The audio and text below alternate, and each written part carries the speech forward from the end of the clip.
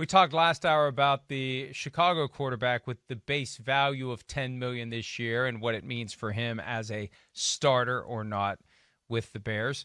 In Washington, it's another base contract, although not really 10, it's 9, but with per game roster bonuses, it gets to 10. It's Ryan Fitzpatrick introduced as the new quarterback in Washington, presumably the starter pending other moves. Here's Fitzpatrick with his introduction to the media as the member of his 9th NFL team. It's interesting that in year 17, I mean, this was the most sought after I had been in my whole career with all this free agency stuff. I think part of it was just the way it went the last 2 years, the adversity that we fought through as a team and the things that, we were able to do to turn it around in Miami. And I'm excited. I'm excited to be here. I just think moving around so much, there's different things that you see from organizations that you like and you don't like, and you try to carry them with you.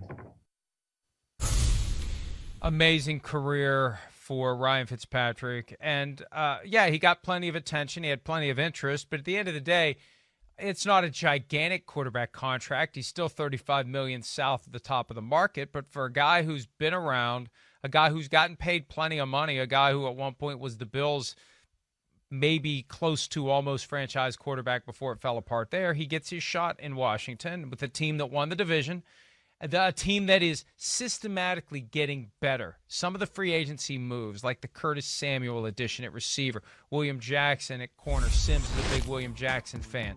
And you've got that great pass rush already in place with Chase Young.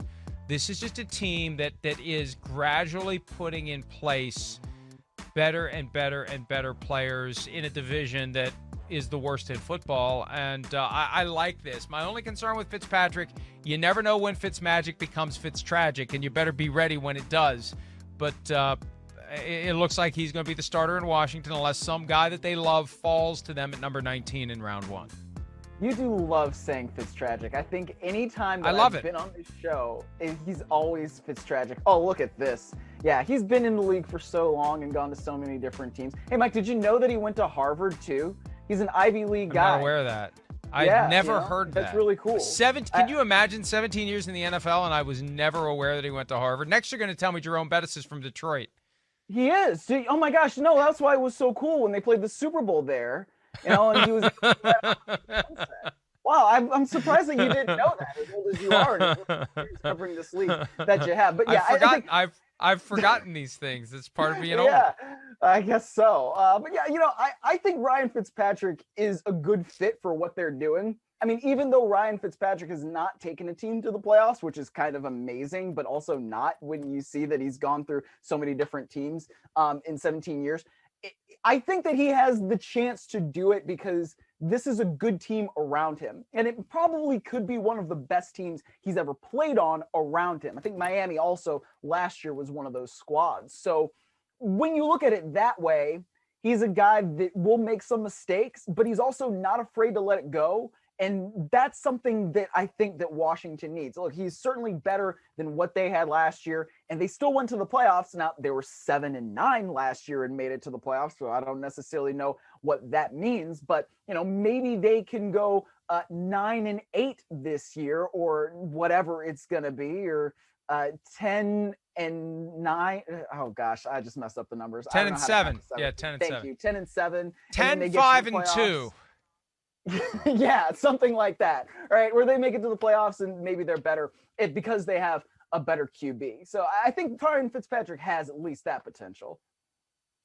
Last night on PFTPM, we did a little segment where we came up with questions that we would ask of quarterbacks because it was a takeoff on the Jared Goff social media, ask him any questions, which I'm sure was just a disaster for whichever intern had to pick through those questions.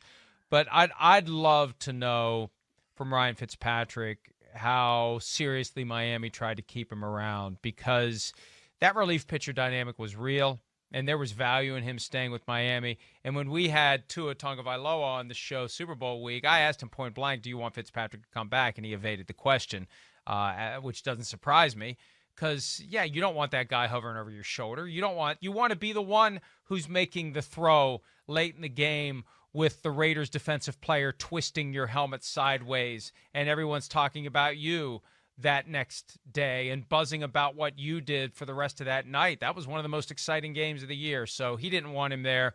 I just wonder whether the Dolphins really wanted him there, because now, well, they have Jacoby Brissett, but I'd have more faith in Fitzpatrick being able to conjure up the Fitz magic on demand when replacing Tua Tagovailoa as that relief pitcher, that Mariano Rivera down in Miami late in the game.